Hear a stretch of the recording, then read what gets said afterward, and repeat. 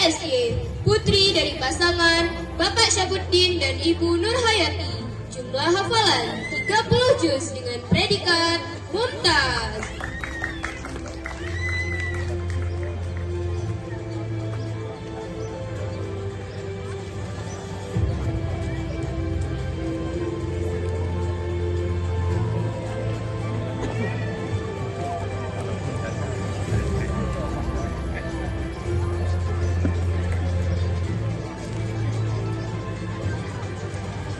Hilwa Faradisa, putri dari pasangan Bapak Muhsin dan Ibu Farda.